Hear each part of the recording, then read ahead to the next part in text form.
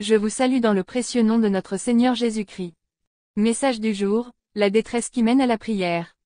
Le passage de 2 Rois 3 nous relate l'histoire des rois d'Israël, de Juda et d'Édom, unis par un objectif commun, vaincre le roi de Moab. Cependant, au cours de leur expédition, ils se trouvent confrontés à une grave difficulté, leurs armées manquent d'eau, et la situation devient désespérée.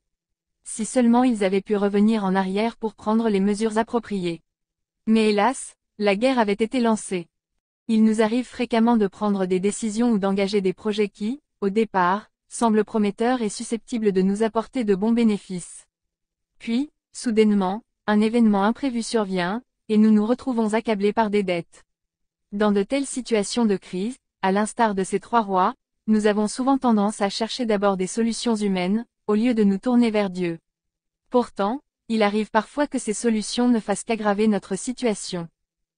Ces rois consultent leurs propres prophètes et se rendent vite compte que ces derniers n'ont pas de réponse à leur dilemme. Ils finissent par se tourner vers Élisée, le prophète de l'Éternel, un homme fidèle à Dieu. Heureusement pour eux, il n'est pas encore trop tard. Dans sa réponse, Élisée ne cherche ni à flatter, ni à consoler par des paroles vaines. Il leur annonce clairement que s'ils veulent voir la main de Dieu à l'œuvre, ils doivent suivre un chemin de foi. Les 3 rois étaient dans une grande détresse, leurs troupes avaient soif, et toutes les solutions humaines semblaient avoir échoué. Très souvent, nous nous retrouvons dans des situations où toutes nos ressources sont épuisées. C'est dans ces moments de grande vulnérabilité que nous sommes appelés à faire appel à Dieu. La prière n'est pas simplement un acte de demande, mais aussi une reconnaissance de notre incapacité et de notre dépendance envers lui. Dieu permet parfois que nous atteignions nos limites pour nous rappeler qu'il est le seul à pouvoir pourvoir à nos besoins, même dans les situations les plus désespérées. Lorsqu'Élisée intervient, il ne propose ni stratégie militaire, ni plan humain. Il annonce la parole de l'Éternel, « Faites des fosses dans cette vallée, car ainsi parle l'Éternel, vous ne verrez ni vent ni pluie, mais cette vallée sera remplie d'eau, et vous boirez, vous, vos troupeaux et vos bêtes. » 2 Rois 3h16-17. Le prophète leur montre que, même si la situation semble sans issue, la parole de Dieu peut tout changer. La promesse de Dieu est claire, malgré l'absence de tout signe visible, de pluie ou de vent, les fosses seront remplies d'eau. Ce miracle témoigne du fait que Dieu peut pourvoir à nos besoins de manière surnaturelle, indépendamment de ce que nous percevons dans le monde naturel. La provision de Dieu ne dépend pas des circonstances visibles. Ce passage nous rappelle que Dieu n'est pas limité par les lois naturelles. Dans nos vies également, il peut intervenir de façon surnaturelle, là où nos yeux ne voient rien, et là où tout semble perdu. Dieu demande au roi de creuser des fosses dans une vallée aride.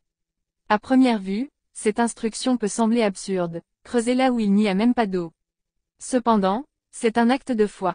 En creusant, ils se préparent à recevoir la bénédiction qu'ils ne peuvent pas encore voir. Parfois, Dieu nous appelle à préparer le terrain, les fosses, à croire en sa parole avant même de percevoir la solution. Dans notre propre vie, Dieu nous invite à croire qu'il pourvoira, même quand les ressources semblent inexistantes. Ainsi, nous sommes parfois appelés à agir par la foi, à creuser, dans nos vies, même quand nous ne voyons pas encore la solution divine. C'est l'expression de la confiance en sa promesse, même lorsque les circonstances sont contraires. Lorsque les fosses sont creusées, Dieu fait couler l'eau. Ce n'est pas par leur propre force, mais par l'intervention divine, que leur besoin est comblé. Cela montre que Dieu pourvoit toujours à nos besoins de manière abondante et selon sa sagesse. Il n'agit pas toujours de manière visible ou immédiate, mais il n'oublie jamais ceux qui ont foi en lui.